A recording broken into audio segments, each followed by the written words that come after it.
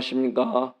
선교사가 쓰는 선교학개론 제6강 선교지로 나가기 전 준비입니다. 선교지에 나가기 전 준비가 필요할까요? 우리는 그런 생각을 할 수 있습니다. 하나님께서 보내셨는데 선교사가 무슨 따로 준비가 필요할까요? 그냥 순종하고 나가면 되지 않을까요? 이런 생각을 할 수도 있습니다. 저는 틀린 생각이 아니라고 생각합니다. 그러나 저는 하나님께서 하나님의 사람들을 선교지에 부르시고 그리고 선교사보다 먼저 가셔서 하나님께서 준비하시고 길을 또 예비하신다고 생각합니다. 그런데 사람 입장에서도 저는 준비해야 할 부분이 있고 또 책임이 있다고 생각합니다. 선교지별로 다르긴 하지만은 공통적으로 선교지에서 일어나는 그런 일들이 있습니다.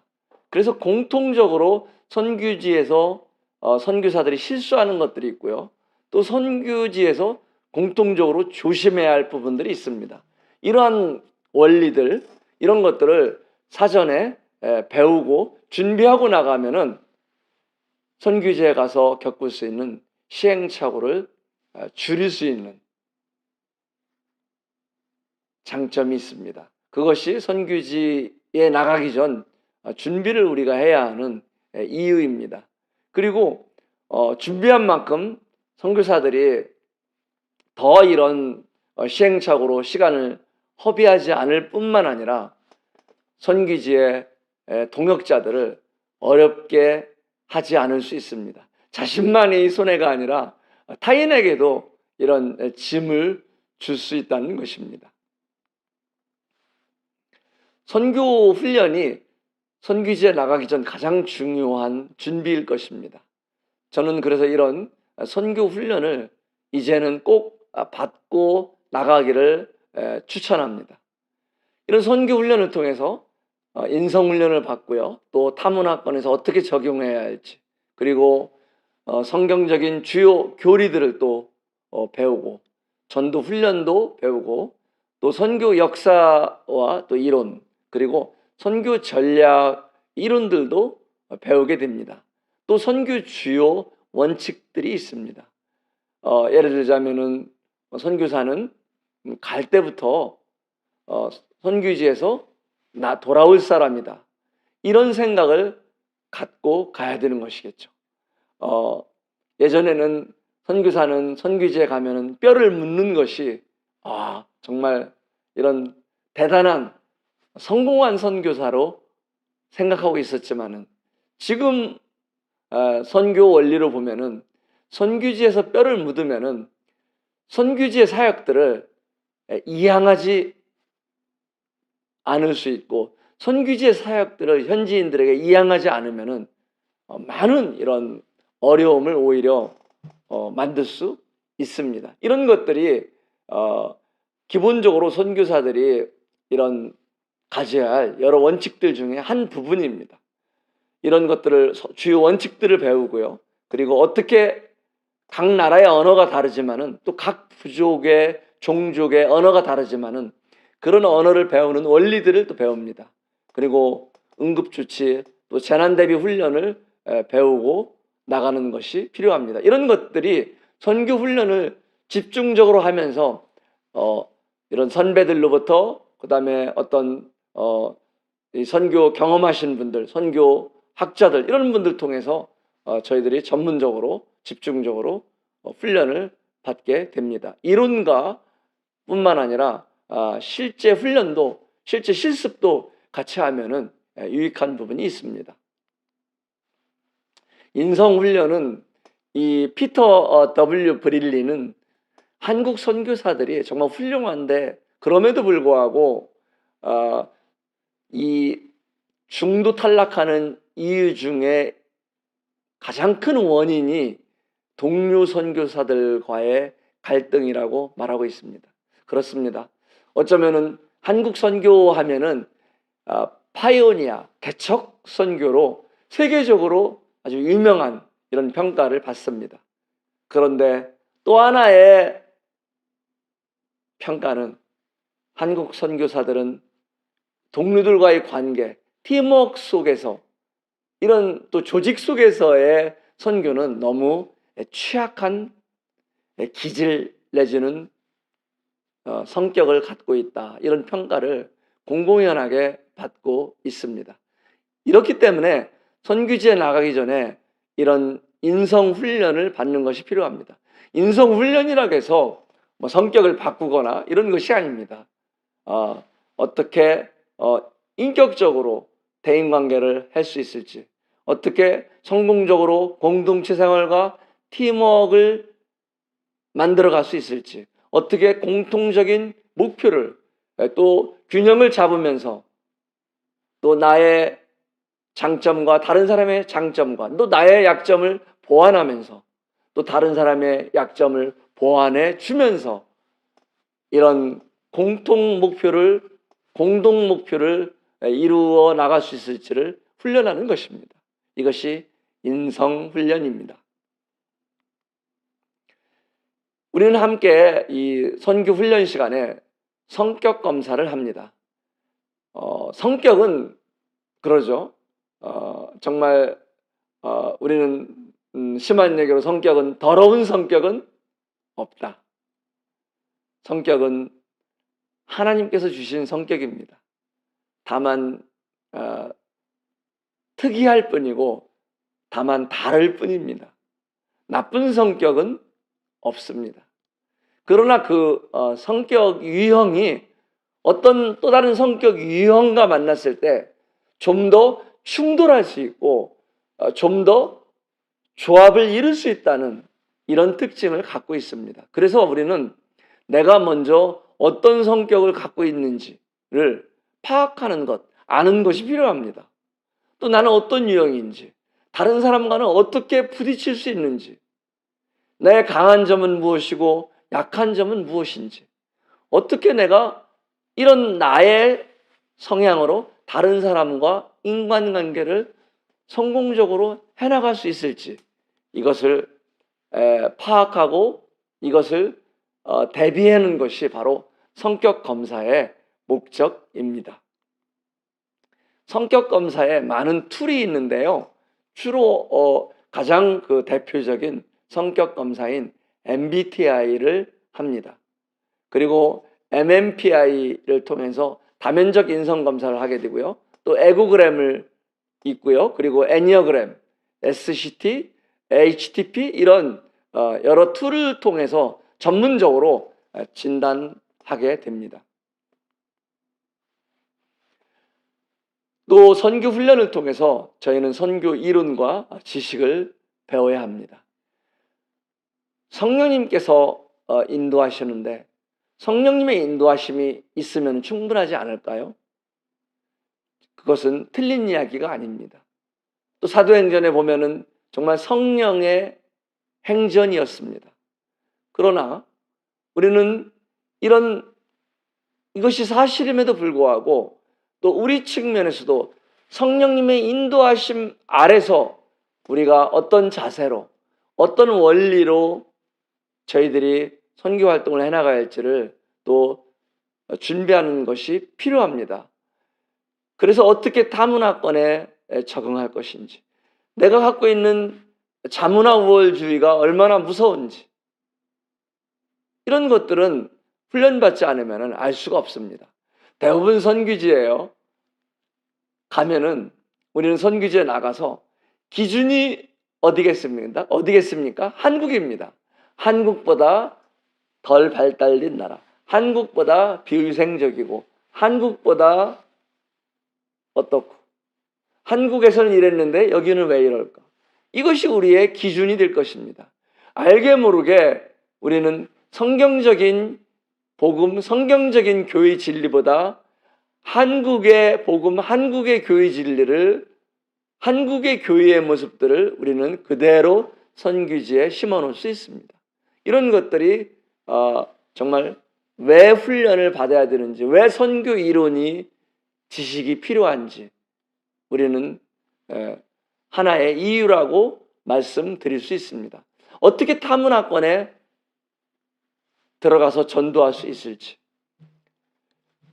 그리고 어떻게 제자 훈련을 하고 어떻게 타문화권에서 커뮤니케이션을 해나가야 할지, 이런 기초적인 또 필수적인 이론과 지식들을 훈련 받게 됩니다. 가서 부딪히면서 배우면 되지 않나요? 맞습니다. 이것도 맞습니다. 사실 1세대 선교사들은 많은 부분 이랬습니다. 가서 부딪히면서 배웠어요. 저는 이제 19년이 지났습니다. 네팔에서 19년을 하면서 정말 이제 선교를 다시 시작하면은 잘할 수 있을 것 같아요. 놀랍잖아요. 근데 가서 부딪히면서 배우는 것은 정말 많은 시간이 걸립니다. 그리고요, 자칫하면은요, 주관화할 수 있다는 겁니다. 너무 지나치게 주관적으로 우리는 어떤 부분들을 끌고 갈 수 있어요. 또 생각할 수 있어요.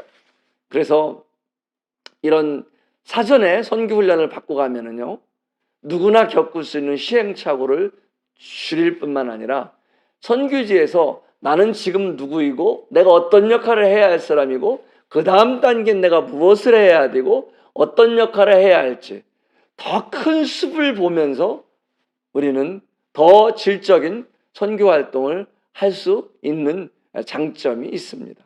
또 어떤 문제가 왔을 때 이 부분을 어떻게 내가 해결해야 할지, 이 부분이 왜 왔을까, 이렇게 분석하면서 대응할 수 있는 더 우리는 여유를 가질 수 있습니다.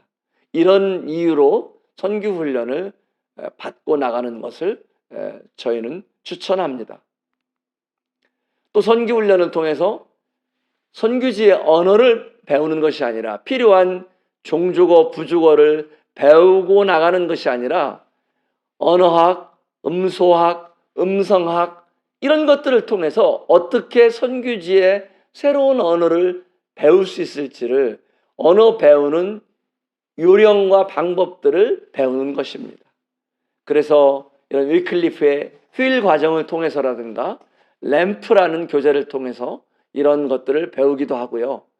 선교 훈련 기간에 곧 선교지에 나가기 전에 배우는 언어는 현지어를 배우는 것보다는 영어를 배우는 것이 더 효과적이라고 할 수 있겠습니다. 왜냐하면 선교지에 나가서 언어를 배울 때 영어가 굉장히 기본 언어로 중요합니다. 뿐만 아니라 선교지에서는 여러 선교기관과 선교사들과 협력관계에 일해야 되기 때문에 이런 또 공용어인 영어도 필수적이라 할 수 있겠습니다. 선교의 목적은 무엇일까요? 성경적인 복음을 통해서 성경적인 교회를 세우는 것이라고 말할 수 있습니다. 우리는 여러 학원, 학교, 병원, 고아원, 직접 전도 사역을 통한 교회 사역, 여러 다양한 선교 활동을 선교지에서 해나갈 수 있습니다. 그런데 그런 모든 목적은 이런 하나님의 복음, 성경적인 복음을 통해서 성경적인 교회를 선교지에 세우는 것입니다. 그래서 선교지에 하나님 나라가 확장되는 것이 선교의 목적일 것입니다. 이것을 위해서 우리는 먼저 올바른 복음을 선교사가 반드시 알고 나가야 됩니다. 선교사가 올바른 성경적인 복음을 확실히 알지 못하고 나간다면은 선교지에 나가면 어떤 일이 있겠습니까? 선교지에서는 병을 고쳐주세요, 먹을 걸 주세요, 가난한데 경제적으로 도와주세요, 귀신 들렸는데 귀신을 쫓아주세요, 이런 것들이 더 선교사들에게 요구가 될 것입니다. 그래서 선교사들은 자기도 모르는 사이에 이런 복음보다는 이런 쪽으로 치우칠 수 있다는 것입니다. 물론 선교사가 이런 복음만 전하는 것이 아니라 이런 경제적으로도 도와주고 또 병을 고치는 일에도 때로는 귀신을 쫓는 일에도 우리가 인발부딜 수 있습니다만은 이것이 우리가 주 목적이 아닙니다. 또한 우리는 분명한 교회의 진리를 갖고 나가야 됩니다. 선교사가 분명한 성경적인 교회 진리를 갖고 있지 못하면은 복음을 전해서 구원받는 역사가 선교지에 일어나도 반석 위에 교회를 세우지 못하고 모래 위에 세운 교회처럼 그들의 어떤 문화나 어떤 그들의 토양 속에 이 교회를 세울 경우 자칫하면 혼합주의가 만들어지고 그 혼합주의의 토대에서 교회가 세워질 수 있습니다. 대표적으로 아프리카에서 그런 일들이 지금도 얼마나 많은 이런 후유증으로 선교지에서 보여지고 있습니까? 뿐만 아니라 우리는 담대한 전도 훈련을 받고 나가는 것을 권장합니다. 어느 선교지고요, 전도하기 쉬운 선교지는 없습니다. 좀 더 GNP, GDP가 높은 그 차이는 있을지 모르지만은 어느 선교지도 전도를 하기 쉬운 환경은 없습니다. 그래서 담대한 전도 훈련 방법을 또 저희들이 훈련받고 나가는 것이 유익할 것입니다. 그리고 이런 기본적으로 이런 조직신학이라든가 또 기독교 역사, 성경별 강해, 성경 해석학, 설교학, 성경 연구 방법, 구속사, 교회 역사, 이런 부분들은 어떤 전문적인 제자훈련 코스나 대학원에서 별도로 심화과정을 통해서 안전한 곳, 추천받을 만한 곳에서 받고 나가는 것을 추천합니다. 이런 부분이 없으면은 저희 이런 성경적인 교리를 세우기가 어렵습니다. 이런 부분에서 또 잘못하면은 죽어 하나 될 수 있습니다. 어떤 선교지에는 너무 이런 방언이라든가 이런 치료하는 곳이라든가 또 병 고치는 곳, 귀신 쫓는 이런 신유사역이라든가 이런 한 부분에 치우쳐서 사역을 할 수 있습니다. 그래서 우리는 이런 전체적인 교회를 세우는 또 이런 뼈대와 같은 이런 필요한 부분들을 전체적으로 공부하고 하는 것도 중요하다 생각이 됩니다. 또한 문화 충격을 최소화하는 방법을 이 선교 훈련을 통해서 배웁니다. 어떻게 얼마나 내가 자문화 이 우월주의를 갖고 있는지 우리를 아는 것이 필요합니다. 그리고 어떻게 내가 이런 문화를 벗고 나갈 수 있을지,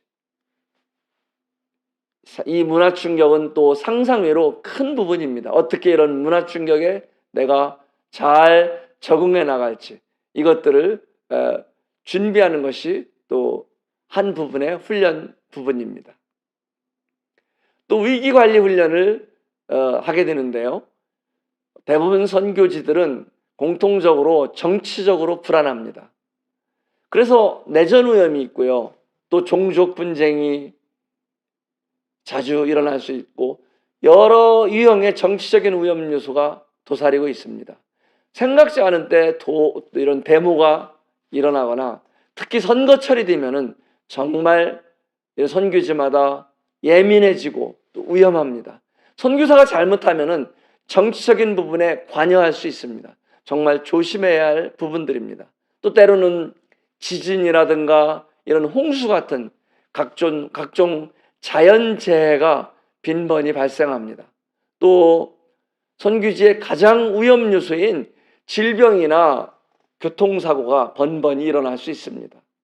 그리고 도둑이나 강도, 납치 이런 부분도 일어날 수 있는데 선교사는 불행하게도 선교지에서 가장 타겟이 됩니다.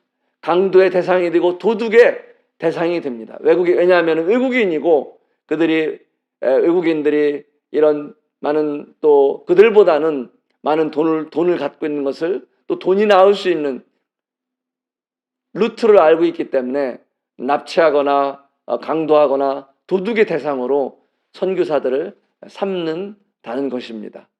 때로는 선교지에서 정말 그 위험한 상황이 일어났을 때 대사관에서는 또 권고를 합니다. 특별기를 띄우고 혹은 선교사의 거주지에서 대사관까지 혹은 공항까지 탈출해야 할 경우도 있습니다. 이런 것들을 배우는 것이 바로 위기관리 훈련입니다.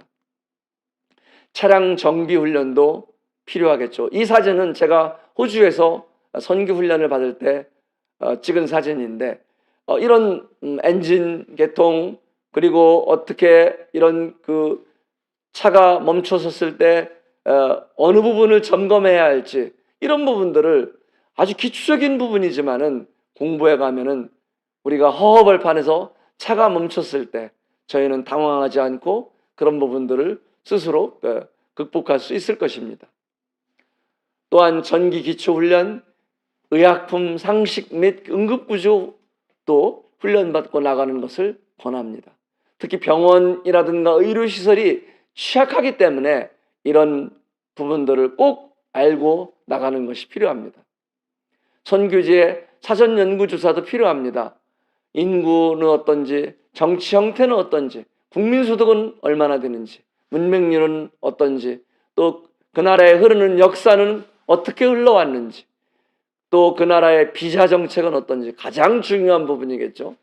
또 교육 정책은 어떤지, 종교 분포는 어떤지, 기독교에 대한 수용 지수는 어떤지, 한국 선교사가 얼마나 나가 있는지, 또 어떤 일들로 그 선교지에서 종사하고 있는지 이런 부분들을 사전 조사하고 나가면은 선교지에서 적응하고 선교지에서 사역 방향을 잡을 때 상당한 그런 도움이 될 수 있습니다.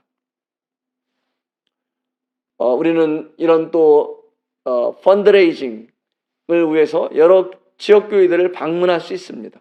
그런데 저는 이런 펀드레이징 참 이 용어가 후원 모금인데 저는 이 부분을 후원 모금을 위하여 지역교회를 선교지에 나가기 전에 방문하지 마십시오.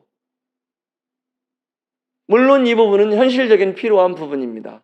다만 후원 모금을 위한 목적이 아니라 그 선교지를 또 그 선교사 가정을 그 간증을 말씀드리고 하나님께서 어떻게 부르셨는지 그리고 그 비전을 말씀드리고 그 소원을 말씀드리면서 기도를 부탁하라는 것입니다. 각 지역교회를 다니면서 저는 이런 낮은 자세로 저자세로 그렇게 후원을 요청하는 것이 아니라 이런 자세였으면 좋겠다는 생각을 합니다.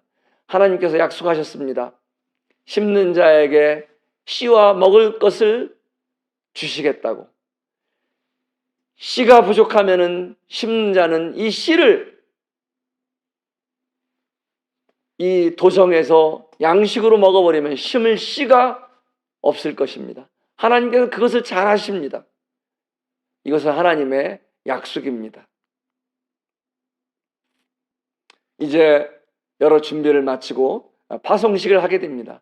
이 파송식은 사도행전 13장에 있는 대로 안디옥 교회가 바나바와 사울을 파송했던 것처럼 하나님의 은혜에 하나님의 말씀에 부탁하고 떠나보내는 파송식의 성격이 있습니다.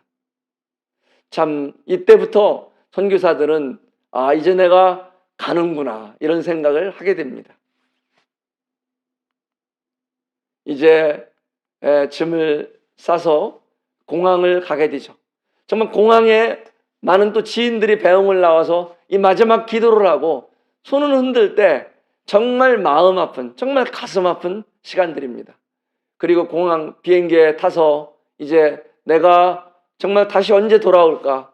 이 멀어지는 이런 인천 또 이런 서울, 대전 이런 자기가 특히 사는 지역들을 지나면서 이제 떠나는구나. 부모님 안녕히 계십시오. 이렇게 마음속으로 울음을 정말 참지 못하는 이런 시간들. 그러나 그것들은 정말 소중한 시간들입니다. 그 아픔의 시간들도 잠시 이제는 선교지의 새로운 삶이 기다리고 있기 때문입니다. 감사합니다.